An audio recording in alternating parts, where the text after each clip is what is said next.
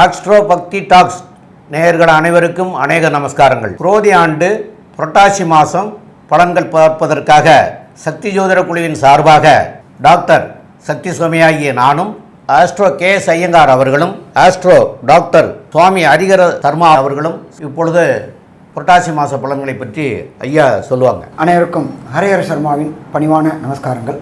நாம் பொறுத்தளவுக்கு ஒவ்வொரு மாதமும் மாத பலன்கள் பார்க்குறோம், தமிழ் மாத பலன்கள் பார்க்குறோம், அதே போல் ஒவ்வொரு பெயர்ச்சி பலன்களும் பார்க்குறோம். சனி பெயர்ச்சி பலன்கள், ராகு கேது பெயர்ச்சி பலன்கள், குரு பெயர்ச்சி பலன்கள் மற்றும் சனி வக்ர பலன்கள், குரு வக்ர பலன்கள், இதை மாதிரி ஒன்று ஒன்று பார்த்துட்டு வரோம். அது மாதிரி இந்த ட்ரிப்பு நம்ம பார்க்க போகிறது புரட்டாசி மாத பலன்கள். புரட்டாசி அப்படின்னாலே கன்னியா மாதம்னு பேர். கன்னியா மாதம் அப்படின்னாலே பித்திருக்களுடைய மாதம்னு பேர். எப்பொழுதுமே ஒரு குடும்பம் நல்லபடியாக இருக்கணும் அப்படின்னா குலதெய்வ அருள் இருக்கணும். குலதெய்வ அருளுக்கு அடுத்தது பித்திருக்களுடைய அருள் இருக்கணும். பித்திருக்கள் அருள் இல்லை அப்படின்னா அந்த குடும்பத்தில் எந்த விதமான நல்ல தொடக்கமும் நல்ல முன்னேற்றமும் நல்ல செய்கைகளும் நடக்காது. அப்படியேற்பட்ட வசந்த மாதமான கன்னியா மாதம் என்கின்ற தமிழில் புரட்டாசி மாதம் அப்படின்றது பிறக்கும். நிகழும் மங்களகரமான குரோதி வருஷம் புரட்டாசி மாதம். அதுக்கு சரியான ஆங்கில தேதி அப்படின்றது 17/9/2024. அன்னைக்கு உயர்ந்த கிழமையான செவ்வாய்க்கிழமை மதியம் சற்றேறக்குறைய 2:09 சூரிய பகவானானவர் தன்னுடைய ஆட்சி வீடான சிம்மத்திலிருந்து கன்னிக்கு உள் நுழையிறார். எப்பொழுதுமே உள் நுழையிற மாதம் தான் அந்தந்த மாதத்துடைய தமிழ் மாதம் அப்படிங்கிறோம். அப்படின்ற பொறுத்தளவுக்கு இந்த காலகட்டங்களில் சூரிய பகவான் கன்னியா ராசிக்கு வரார், புரட்டாசி மாதத்துக்கு வரார். சரி, இந்த காலகட்டங்களில் என்னென்ன கிரகங்கள் என்னென்ன நிலையில் இருக்குதோ, இதை தவிர இந்த மாதத்தில் என்னென்ன விசேஷங்கள் இருக்கும் அப்படின்றத பார்ப்போம். காலபுருஷ தத்துவத்தின்படி 2வது ராசியான ரிஷப ராசியில் குரு பகவான் இருக்கிறார். 3வது ராசியான மிதுனத்தில் செவ்வாய் பகவான் இருக்கார். அடுத்தது சிம்மத்தில் புத பகவானும், மாதம் பிறக்கிறதுனால சூரிய பகவான் கன்னியா மாதத்துலையும், நீச்சமடைஞ்ச சுக்கிரனும் கேது பகவானும் கன்னியில் இருக்கிறாங்க. இதை தவிர சனி பகவான் இருக்கிறது அப்படின்றது பொறுத்தளவுக்கு தனது ஆட்சி வீடான கும்பத்தில் ஆட்சி பெற்று இருக்கார். இதில் பார்த்தோம் அப்படின்னாக்க அவர் வக்ரகதியிலையும் இருக்கிறார். இதை தவிர காலபுருஷ தத்துவத்தின் 12ஆம் வீடு அப்படின்றது உயரிய வீடான மீனராசி. மீனராசியில் எம்பெருமான் ராகு இருக்கிறார். இந்த மாதிரி பிளானட்டரி பொசிஷனில் இந்த மாதிரி கிரக நிலவரத்தில் இந்த புரட்டாசி மாதம் ஆரம்பமாகுது. சரி, இந்த புரட்டாசி மாதம் அப்படின்னா என்னென்ன விசேஷங்கள் இருக்குது அப்படின்றத ஃபஸ்ட்டு பார்ப்போமா. புரட்டாசி மாதம் பிறக்கிறது 17/9/2024 செவ்வாய்க்கிழமை. அன்னைக்கு மத்தியானம் 2:09 சூரிய பகவான் கன்னியா ராசியில் வரார். அதுக்கு சூரிய பகவான்றதுனால புரட்டாசி மாதம். அதுக்கு அடுத்தது அப்படின்றத பொறுத்தளவுக்கு 18/9/2024. இப்போ நம்மளை பொறுத்தளவுக்கு பித்திருக்களுக்கு காரியம் செய்யக்கூடிய நாட்கள் அப்படின்றத பொறுத்தளவுக்கு மாலையபக்ஷம், அதுக்கு அடுத்தது ஆடி அமாவாசை, அதுக்கு அடுத்தது தை அமாவாசை. இந்த காலகட்டங்கள். இப்போ இந்த ஆடி அமாவாசைன்றது நம்ம கடந்த காலகட்டங்களில் போனோம். அது அயனம் மாறக்கூடிய காலகட்டங்களில் உத்தராயணத்துலேருந்து தட்சிணாயணம் மாறக்கூடிய காலகட்டம் அப்படின்றது அந்த காலகட்டங்களில் சூரிய பகவான் இருக்கிறது கர்க்கடகத்தில் இருப்பார். அதனால் அந்த சூரியன் அயனம் மாறக்கூடிய காலகட்டங்களில் பித்திருக்களுக்கு உண்டான தர்ப்பணங்களும் புனித காரியங்களும் செய்யக்கூடிய காலகட்டங்கள். அதுக்கு அடுத்தது வருது புரட்டாசி மாதத்தில் மகாலய அமாவாசை. இந்த மகாலய அமாவாசை அப்படின்றது 18/9/2024 அன்னைக்கு தொடங்குது. அதுக்கு பேர் பக்ஷம் தொடங்குறதுன்னு பேர். மாலைய பக்ஷம் ஆரம்பம்னு பேர். பக்ஷம் ஆரம்பம் அப்படின்னா ஒரு பட்சத்துக்கு சற்றேறக்குறைய 15 நாட்கள். பௌர்ணமியில் இந்த மாலைய பக்ஷம் ஆரம்பமாகுது. அதுலேருந்து தொடர்ந்து 15 நாளும் பித்ருபட்சம் அப்படின்னு சொல்லுவோம். பித்ருபட்சம் அப்படின்னாக்க நீத்தார்களுக்கு, நம்மளுடைய முன்னோர்களுக்கு ஒரு சில பேர் திதிகள் தர்ப்பணங்கள் கொடுக்காமல் இருப்பாங்க. அலுவலக நிமித்தமாகவும் ஒரு சில பேர் வெளியூர் வெளிமாநிலம் வெளிநாடு போனதுனாலையும் அந்த வாய்ப்புகள் அமையாததுனாலையும் அவங்களால அந்த பித்ருக்களுக்கு திதி தர்ப்பணங்கள் கொடுக்க முடியாமல் இருக்கும். அவங்க எல்லாரும் இப்போ வரக்கூடிய வாய்ப்பை பயன்படுத்திக்கணும். எப்பொழுதுமே வாய்ப்புகள் அப்படின்னு நம்மளை தேடி வராது, அது வரும்பொழுது அதை நாம் பயன்படுத்திக்கணும். அப்படி வரக்கூடிய மாலை பட்சம் ஆரம்பம் ஆகிறது அப்படின்றது 18/9/2024 பக்ஷம் ஆரம்பம். சரி, இதுக்கு அடுத்தது பார்த்தோம் அப்படின்னாக்க உயர்ந்தது அப்படின்றது அமாவாசை. அதுக்கு பேர் மகாலய அமாவாசை அப்படின்னு பேர். அது 2/10/2024 புதன்கிழமை வருது. இந்த புதன்கிழமை அப்படின்னாக்க அமாவாசை அப்படின்னாக்க என்ன அப்படின்னாக்க சூரியனும் சந்திரனும் இணைந்து இருப்பது அமாவாசை. கன்னியா மாதத்தில் சூரியனும் சந்திரனும் இணைந்து இருக்கிற நாள் 2/10/2024 புதன்கிழமை. அந்த காலகட்டங்களில் அமாவாசைக்கு நம்ம தர்ப்பணம் கொடுக்கும்போது என்னென்ன பண்ணணும் அப்படின்றது சொல்லிடுறேன். மாலை பட்சத்தில் என்ன பண்ணணும்னு சொல்லிடுறேன். அமாவாசை அப்படின்னாக்க நெட்டியில் சமய சின்னங்கள் அணியக்கூடாது 1. அடுத்தது வீட்டில் சுவாமிக்கு தீபம் ஏற்றக்கூடாது 2. வாசலில் கோலம் போடக்கூடாது 3. இது 3ம் எப்போ பண்ணணும்? அந்த தர்ப்பணம் குடித்த பிறகு, பித்திருக்களுக்கு தர்ப்பணம் கொடுத்த பிறகு. எப்பொழுதுமே இந்த தீபம் எரிஞ்சாலும் சரி, வீட்டில் கோலம் போட்டிருந்தாலும் சரி, நெத்தியில் சமய சின்னங்கள் இருந்தாலும் சரி, பித்திருக்கள் நம்மளுடைய வீட்டிற்கு வரமாட்டார்கள். அப்போ தெய்வம் வரக்கூடிய காலகட்டங்கள். அப்போ பித்திருக்களை ஃபஸ்ட்டு வரவேற்றுட்டு அமாவாசை தர்ப்பணங்களை கொடுத்துட்டு எள்ளு நெல் அக்ஷத தர்ப்பணத்தை கொடுத்துட்டு அதுக்கப்புறம் இந்த 3 காரியங்களும் செய்யலாமா? 3 காரியங்களும் செய்யலாம்.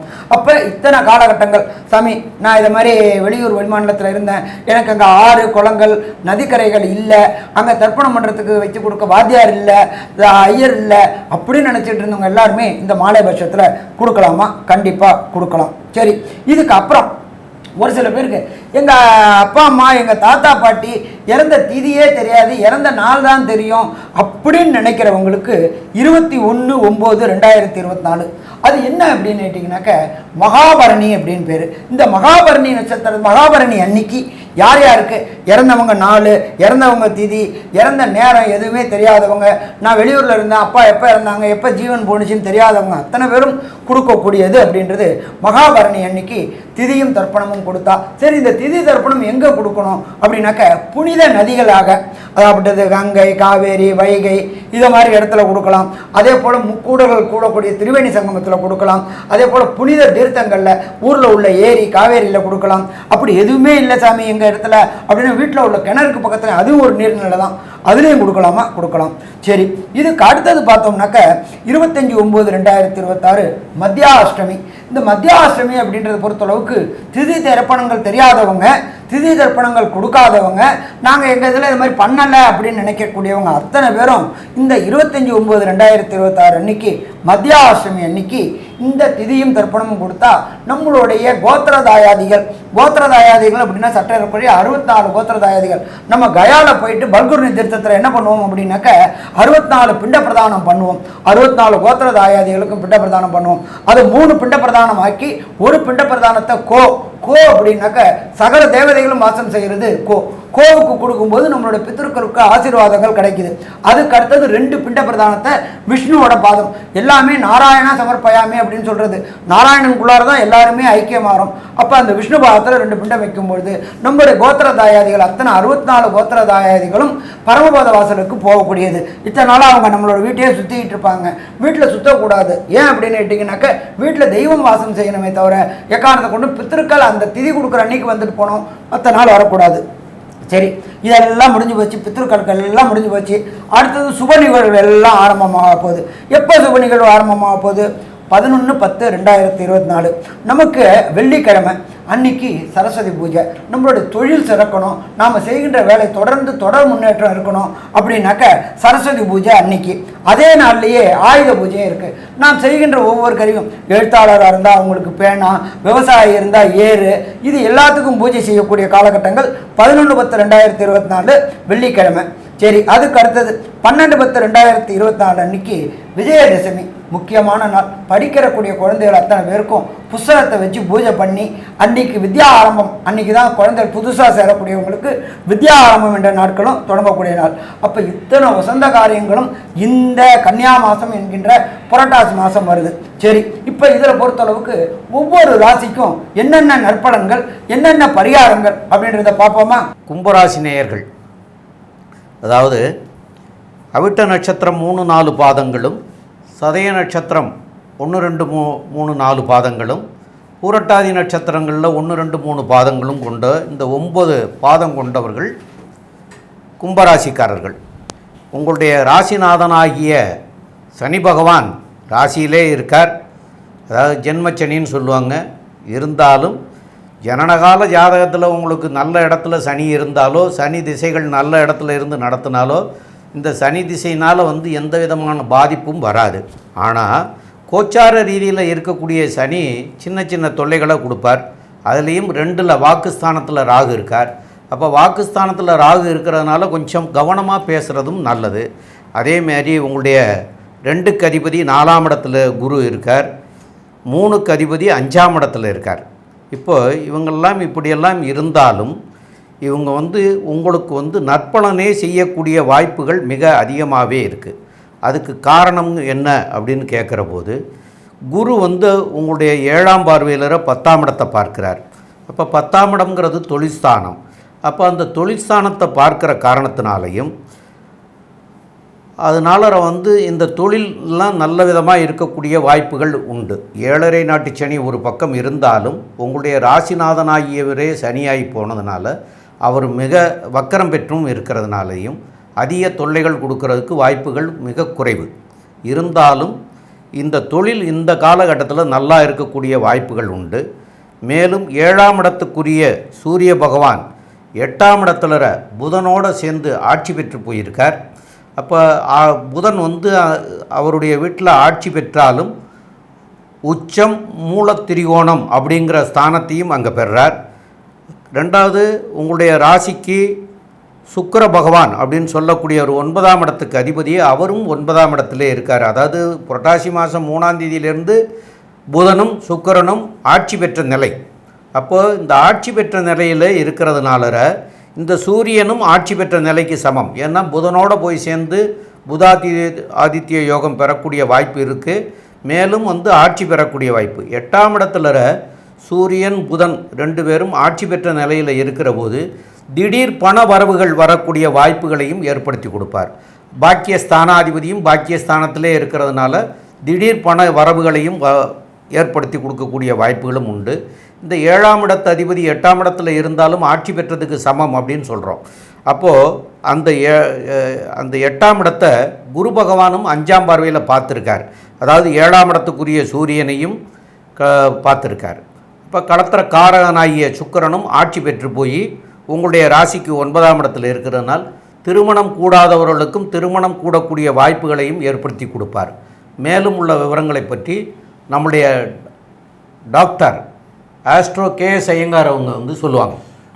அற்புதமாக சொன்னீங்க. கும்பராசியை பொறுத்தவரைக்கும் உடல்நிலையில் சற்று கவனம் தேவை. மென்டல் டிப்ரெஷன் கொஞ்சம் அதிகமாக இருக்கும். தொழில் வேலை மாற வேண்டிய கட்டாயங்கள் வரும். பொதுவாக இந்த மாத பலன்கள்னு சொல்லக்கூடியது பார்த்தாலேயானால் சூரியன், செவ்வாய், புதன் மற்றும் சுக்கிரன் இந்த 4 கிரகங்களினுடைய மாற்றங்களை வச்சு சொல்கிறோம். இந்த மாதத்தில் பார்த்தாலேயானால் கன்னியா மாதத்துக்கு சூரிய பகவான் 8ஆம் இடத்துல போகிறது இயல்பு. சப்தமாதிபதி 8ஆம் இடத்துல போகிறது இயல்பு. எப்பொழுதுமே வருஷம் நடக்கக்கூடியது. இந்த வாட்டி பார்த்தீங்கன்னா குருவின் பார்வையில் இருக்கிறது பெரிய விசேஷம். இதன் மூலியமாக பெரிய ஒரு ஏற்றம் இருக்கும். எதிர்பாலினத்தவர் மூலியமாக நல்ல ஒரு ஏற்றம் கிடைக்கக்கூடிய காலகட்டம். அதை தவிர பார்த்தீங்கன்னா வெளிநாட்டினுடைய நண்பர்களோடு ஒரு நல்ல ஒரு ஏற்றம் இருக்கும். வெளிநாடு போகக்கூடிய பாக்கியம் கிடைக்கும். திடீர் பணவரவு வரும். மறைந்த இடத்துலேருந்து ஷேரு, இன்சூரன்ஸு இந்த மாதிரி இடத்துலேருந்து திடீர் பணவரவு வரக்கூடிய வாய்ப்புகள் மிகவும் அதிகமாக இருக்கும். ஏன்னா 8ஆம் அதிபதி 8ஆம் இடத்துல ஆட்சி உச்சம் பெற்றிருக்கிறது பெரிய விசேஷம். 9ஆம் அதிபதியும் 9ஆம் இடத்துல ஆட்சி பெற்றிருக்கிறது பெரிய ஏற்றத்தை கொடுக்கக்கூடிய காலகட்டமாக அமைய போகிறது. இந்த மாதத்தில் பார்த்தடையானால் உங்களுடைய ராசிக்கு 3ஆம் அதிபதி 3க்கு 3 அப்படின்னு சொல்லக்கூடிய இடத்துல இருக்கிறது பெரிய விஷயம் தான். மூன்யமாக குழந்தை பிராப்திக்கு பார்த்து கொண்டிருப்பவர்களுக்கு குழந்தை பிராப்தி ஏற்படக்கூடிய பாக்கியம் நிச்சயமாக உண்டு. ஏன்னா 3ஆம் அதிபதி 3க்கு 3ன்னு சொல்லக்கூடியது இந்த மேல் இன்ஃபெர்டிலிட்டி இருந்துச்சுன்னா அவர்களுக்கு இது ஃபெர்டிலிட்டி கவுண்ட்ஸ் அதிகமாகக்கூடிய வாய்ப்புகள் இந்த மாதத்தில் அதிகமாக இருக்கும். இந்த மாதத்தில் பார்த்தலையானால் உங்களுடைய ராசிக்கு படிக்கக்கூடிய மாணவர்களுக்கு பெரிய ஏற்றம் இருக்கும். ஏன்னா 4ஆம் இடத்துல குரு பகவான் இருக்கிறது பெரிய விசேஷம். சப்தமாதிபதினு சொல்லக்கூடிய இந்த ராசிக்கு 7ஆம் அதிபதி ஆட்சி பெற்று இருக்கிறதை விட மறைந்து இருக்கிறது ரொம்பவும் நல்லது. ஏன்னா 8ஆம் இடத்துல போய் மறைஞ்சு இருக்கிறதன் மூலியமாக பார்த்தலையானால் உங்களுக்கு பார்ட்னர்ஷிப் தொழிலில் நல்லபடியாக ஏற்றத்தை கொடுக்கும். அதை தவிர திடீர் பணம் வரும். மறைந்த இடத்துலேருந்து பொருள் செல்வங்கள் வரக்கூடிய வாய்ப்புகள் நிச்சயமாக உண்டு. உங்களுடைய 5ஆம் அதிபதி 8ஆம் இடத்துல இருக்கிறதுனால உங்களுடைய குழந்தை வெளிநாடு போகக்கூடிய பாக்கியமும் வெளிநாட்டிற்கு படிக்கிறதுக்குன்னு போகக்கூடிய பாக்கியமும் நிச்சயமாக இருக்கும். நீங்கள் வெளிநாட்டில் போய் படிக்கிறதுக்கு யோகம் வரக்கூடிய வாய்ப்புகள் நிச்சயமாக உண்டு. இந்த மாதத்தில் பார்த்தீங்கன்னா 9ஆம் இடத்துல இருக்கக்கூடிய சுக்கிர பகவான் தந்தைக்கு உண்டான காரகத்துவம் மறைந்திருந்தாலும் பணம் தந்தையின் மூலியமாக அதிகமாக வரக்கூடிய வாய்ப்புகள் நிச்சயமாக இருக்கும். இந்த மாதத்தில் உங்களுடைய தொழில் எப்படி இருக்கும், உங்களுடைய வேலை பாவம் எப்படி இருக்கும் அப்படின்றத பற்றி ஐயா ஹரிஹரசர்மா கிட்ட கேட்போம். ஐயா நல்லா தெளிவாக விளக்கமாக விரிவாக சொன்னீங்க. கும்பராசிக்கு பொறுத்தளவுக்கு 7ஆம் அதிபதி 8லையும் 8ஆம் அதிபதி 8லையும் 9ஆம் அதிபதி 9லையும் 10ஆம் அதிபதியானவர் செவ்வாய் 5ஆம் இடத்துலையும் இருக்கிறதுனால தொழிலில் தொடர் முன்னேற்றம் இருக்குமா? கண்டிப்பாக தொடர் முன்னேற்றம் இருக்கும். நம்ம எப்போதுமே என்ன சொல்லுவோம் அப்படின்னாக்க, யோகங்கள் அப்படின்றது இருக்கிறதுலேயே முக்கியமான யோகம் அப்படின்றது தர்ம கர்மாதிபதி யோகம்னு பேர். 8, 9, 10 தொடர்பு வரும்பொழுது தொழில் துறையில் அமோகமாக இருக்குமா? அமோகமாக இருக்கும். அடுத்தது 2ஆம் இடமான வாக்குதனம் குடும்பஸ்தானத்தில் ராகு பகவான் இருக்கார். ராகு பகவானுக்கு இடம் கொடுத்தவர் குரு பகவான். அப்போ அவர் கோதண்ட ராகு ஆகிறார். அப்போ கேட்ட இடத்துல பணம் கிடைக்கும். இதுவரையிலும் அடிமை வேலை செஞ்சுட்டு இருந்தவங்க புதியதாக தொழில் தொடங்கக்கூடிய வாய்ப்புகள் கிடைக்குமா? கண்டிப்பாக வாய்ப்புகள் கிடைக்கும். இதை தவிர ஜோதிட சாஸ்திரத்தில் 8, 12 வலுவாக இருக்குது அப்படின்னு சொன்னாக்க, உங்களுடைய 8ஆம் இடத்தை பிரகஸ்பதியான குரு பகவான் தன்னுடைய விசேஷ பார்வையான 5ஆம் பார்வையில் பார்க்குறாரு. அதே போல் 12ஆம் இடமான மகரத்தை 9ஆம் பார்வையால் பார்க்குறாரு. அதன் மூலியமாக தனக்காரகனோட பார்வை 8, 12க்கு தொடர்பு வர்றதுனால 8, 12 வலிமை பெறதுனால வெளியூர், வெளிமாநிலம், வெளிநாடு போய் தொழில் செய்யணும்னு நினைக்கக்கூடிய கும்பராசி என்பவர்களுக்கு கண்டிப்பாக தொழில் தொடங்கக்கூடிய வாய்ப்புகள் உண்டு. அதையே தனக்காரகன் பார்க்கறதுனால கேட்ட இடத்துல பணம் கிடைக்கக்கூடிய வாய்ப்புகள் உண்டு. அந்நிய மதம், அந்நிய மொழி பேசுகிறவங்க கூட தொடர்பு ஏற்பட்டு அவங்க மூலியமாக வெளிநாட்டில் தொழில் தொடங்கக்கூடிய வாய்ப்புகள் உண்டு. அதன் மூலியமாக நிரந்தர வருமானம் கிடைக்கக்கூடிய வாய்ப்புகளும் உண்டு. அதே போல் தொழில் தொடங்கி விஸ்தீரணம் பண்ணணும்னு நினைக்கக்கூடியவங்க, அதாகப்பட்டது எப்படின்னு கேட்டிங்கன்னா, தொழில் நிலையத்தை பண்ணத்தை அலங்காரம் பண்ணக்கூடியது மற்றும் இது ஃப்ரான்ச்சைசி எடுக்கக்கூடியது, இதுக்கெல்லாம் இந்த கும்பராசிக்காரங்க முயற்சி எடுத்தாங்கன்னாக்க கண்டிப்பாக வெற்றி கிடைக்கக்கூடிய வாய்ப்புகள் உண்டு. 4ஆம் அதிபதி 9ஆம் இடத்துல இருக்கார். 9ஆம் இடம் அப்படின்றது நம்ம ஜோதிட சாஸ்திரத்தில் தகப்பன் ஸ்தானம் அப்படின்றோம். அந்த தகப்பன் ஸ்தானாதிபதியான சுக்கிரன் அங்கே இருக்கார். தகப்பன் காரகனான சூரியன் 8ஆம் இடத்துல இருக்கார். அதனால் தகப்பனுடைய உடல் நலத்தில் கொஞ்சம் கவனம் தேவை. கூட கேதுவும் இருக்கார், புதனும் இருக்கார். நர்வஸ் தொடர்புடைய அன்ஐடென்டிஃபிகேஷன் தொடர்புடைய உபாதைகள் வர வாய்ப்புகள் உண்டு. ஆனாலும் அதை பிரகஸ்பதி குரு பார்ப்பதனால பொருளாதார விரயம் ஏற்படுமே தவிர நபர் விரயம் ஏற்படாது. அதனால் சின்ன உபாதையாக தகப்பனுக்கு இருக்கும்பொழுதே அதை உடனடியாக பார்த்துட்டோம்னாக்க பெரிய அளவுக்கு பிரச்சனைகளை தவிர்க்க முடியும்னு சொல்லலாம். அதே போல் இந்த கும்பராசியை சேர்ந்த ஹையர் எஜுகேஷன் அப்படின்றது 9ஆம் இடம். 9ஆம் இடத்ததிபதி 9ஆம் இடத்திலே சுக்கிரன் ஆட்சி பெற்று இருக்கிறதுனாலையும் கண்டிப்பாக உயர்கல்விக்காக வெளியூர், வெளிமாநிலம், வெளிநாடு போகக்கூடிய அன்பர்களுக்கு கண்டிப்பாக வெற்றி கிடைக்கக்கூடிய வாய்ப்புகள் உண்டு. அதே போல் இந்த கும்பராசியை சேர்ந்த அன்பர்கள், அந்த குழந்தைகள் பொறுத்தளவுக்கு ஐஐடி, ஜேஇஇ, நீட்டு, யூபிஎஸ்சி மற்றும் டிஎன்பிஎஸ்சி குரூப் 1, குரூப் 2 எழுதக்கூடிய அன்பர்களுக்கும் அந்த குழந்தைகளுக்கும் வெற்றி கிடைக்கக்கூடிய வாய்ப்புகள் உண்டு. அப்போ இந்த வெற்றி கிடைக்கும்பொழுது கண்டிப்பாக தொடர் முன்னேற்றம் இருக்குமா? கண்டிப்பாக தொடர் முன்னேற்றம் இருக்கும். சரி, இந்த காலகட்டங்களில் ஒரு சில நாட்கள், இப்போ இந்த புரட்டாசி மாதம்ன்றது சற்றே இருக்கக்கூடிய 30 நாள். இந்த 30 நாளில் எந்தெந்த நாட்களில் சுபகாரியங்கள் தொடங்குறதை தவிர்க்கணும் ஒன்று, அதுக்கு அடுத்தது வெளியூர், வெளிமாநிலத்துக்கு பயணம் செய்கிறத தவிர்க்கணும் அப்படின்றத பற்றியும், இது மாலைபக்ஷம் அப்படின்ற பித்ருபக்ஷமாக இருக்கிறதுனால இந்த பித்ருபக்ஷத்தில் பித்ருகாரியங்கள் எந்த ஸ்தலத்தில் செய்தால் அந்த பித்ருக்களுக்கு உண்டான புண்ணியம் கிடைக்கும் என்பதையும், தசாநாதன், புத்திநாதன், அந்தரநாதன், சூட்சுமநாதன் சரியில்லாமல் இருந்தவங்களுக்கு என்ன பலன் அப்படின்றதையும் டாக்டர் ஐயா சக்தி சோமையா அவங்க விரிவாகவும் விளக்கமாகவும் சொல்லுவாங்க. ரொம்ப அற்புதமாக சொன்னீங்க ஐயா. இப்போது கும்பராசிக்காரர்களுக்கு சந்திராஷ்டம தினங்கள் அப்படின்னு சொல்லக்கூடிய நாட்கள் என்னென்ன அப்படின்னு பார்க்குற போது 1/10/2024 செவ்வாய்க்கிழமை, 2/10/2024 புதன்கிழமை, 3/10/2024 வியாழக்கிழமை. இந்த 3 நாட்களும் இவங்களுக்கு சந்திராஷ்டமம். இந்த சந்திராஷ்டம தினங்களில் மனநிலை சரியாக இருக்காது. ஒரு நேரம் இருந்த மனநிலை ஒரு நேரம் இருக்காது. அந்த மாதிரி வர்றதுனால எந்த ஒரு முடிவும் நம்மளால் எடுக்கிறது கஷ்டம். அப்படியே எடுத்தாலும் அதில் தவறுகள் வர்றதுக்கு வாய்ப்புகள் உண்டு. அந்த தவறுகள் பின்னாடி பின் விளைவுகளை கொடுக்கக்கூடியது. அதனால் புதிய முயற்சிகள் எதுவும் வேண்டாம், புதிதான தொடங்கிறது எதுவும் செய்ய வேண்டாம். அதே போல் பயணங்கள், யாத்திரைகள் செய்ய வேண்டாம். இதெல்லாம் தவிர்க்கிறது மிக மிக நல்லது. ரெண்டாவது, இது புரட்டாசி மாதம் அப்படிங்கிறதுனால மாலயம் அப்படின்னு சொல்கிறது. மாலயம் அப்படின்னு சொன்னாலே என்னன்னு கேட்டால், இந்த மாலயபட்சத்தில் வரக்கூடிய மகாலய அமாவாசை அப்படின்னு சொல்லக்கூடிய தினத்தில் நம்மளுடைய முன்னோர்களுக்கு தில திருப்பணம் கொடுக்கறது மிக மிகச் சிறப்பு. அந்த தில திருப்பணம் கொடுக்கறதுனால நம்முடைய முன்னோர்களுக்கும் நல்லது. அந்த முன்னோர்களுக்கு நல்லது அமையும் போது அந்த முன்னோர்கள் நமக்கும் நல்லதை பண்ணுவாங்க, நம்முடைய சந்ததிக்கும் நல்லது. ஆக 3 தலைமுறைக்கு இதனுடைய இது நன்மை அடையக்கூடியதாக இருக்கும். முன்னாடி உள்ள 3 தலைமுறை, பின்னாடி உள்ள 3 தலைமுறை. அப்போது இருக்கிற தலைமுறையில் 3, முடிஞ்ச தலைமுறையில் 3, 6 தலைமுறைக்கு இது வந்து தலை காக்கும்.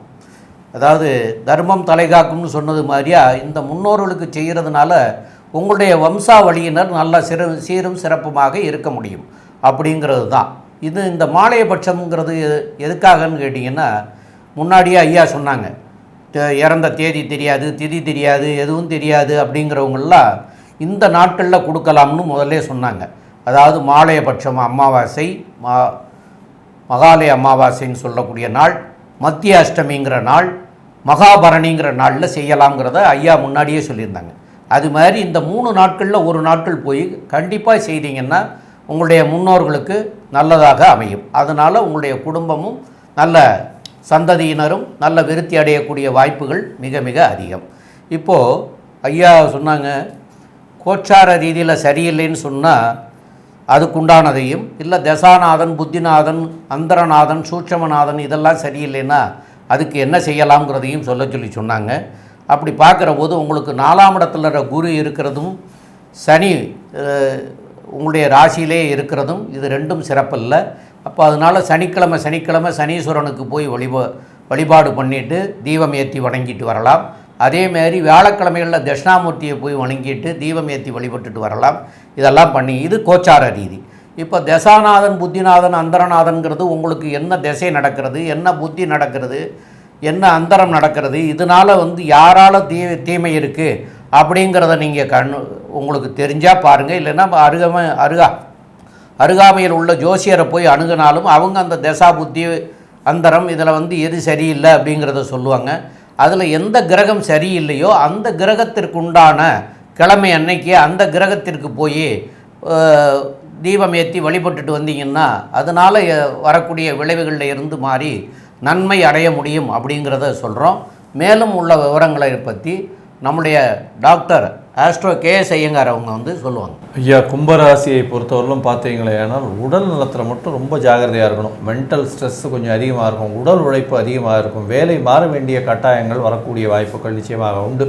புதிய வேலைகள் கிடைக்கும், இருக்கிற இடத்த விட்டு வேற ஒரு இடத்துக்கு போய் வேலை செய்ய வேண்டியதாக இருக்கும். அதாவது இடத்தை விட்டு வேறொரு இடத்துல குடும்பத்தை பிரிந்து இருக்க வேண்டிய காலங்களாகவும் இருக்கும்.